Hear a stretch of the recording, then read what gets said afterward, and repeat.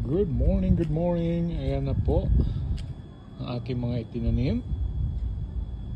Ayan ang lemongrass. Lemongrass to. Ang aking tinanim na alugbati. Ang aming ang tinanim ko rin na malunggay. Ayan, malunggay po yan. So isa, dalawang puno ng aking tinanim na lemon. Ayan o, lemon po yan. Ito ang pangatlong malunggay. Tingnan mo, ang tinanim kong alugbati, napakataba. Ayan o, ito pa o. So ito po ang pang-apat na malunggay. Ang panglimang malunggay. Dami. Thank you Lord. Buhay na buhay. At meron pa doon. Yan, malunggay din po yun. Pang-anim po yan. Yan po ang aking tinanim. Buhay na po. At sigurado ngayong taglamig, marami na po yan. Nakakuhanan na nga po kasi meron na akong nagyelo tulad nito. So kinuha na po, nakuhanan na, gulayan na po namin yan, di ba? Ganun lang talaga. Kung gusto mo ng maraming gulay, magtanim ka. Ayan. At ngayon may ginawa ako. Ginawa ko po ito. Ayan. Dahil may tinanim na ampalaya. Ayan na po ang ampalaya oh. Dalawang puno po yan. Isa, dalawa. So pinaakyat ko na po. Umakyat na po siya.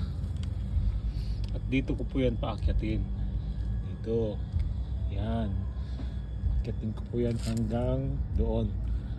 At meron po akong alugbati na tinanim. Ito. Yung alugbati.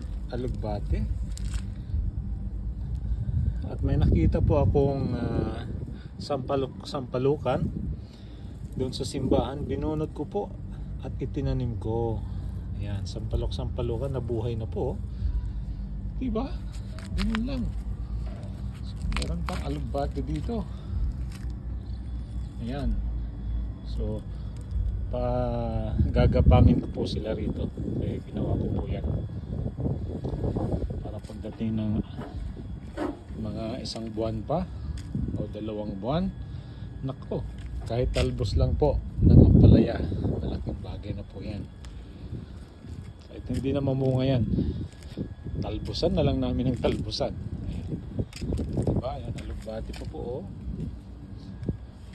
Alugbati pa po oh. Dinamihan na. At ito naman ang siyempre sibuyas. Ayan. Ayan, sibuyas. Tinanim kaming sibuyas.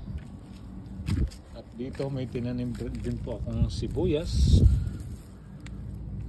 Saan na yan? At luya. Ayan o, sibuyas o. Yan.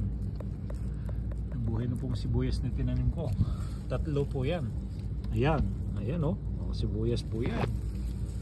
Buhay na siya. Diba? At ito naman yung ginagawa naming tea.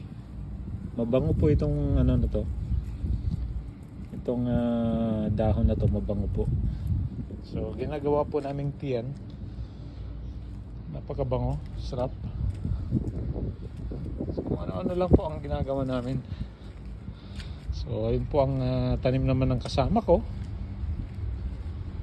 Ito lemongrass din po. Buhay na. At ganun din po ginagawa naming tea. Yan. At syempre yan po. So, kakaano na po kami niyan. Exercise konti tuwing umaga. Yan, kailangan po natin mag-exercise para hindi na ho tayo ma-high blood. Yan maraming salamat sa Panginoon at hindi na tayo high blood ngayon. Maraming salamat po sa inyong panonood. Thank you, thank you.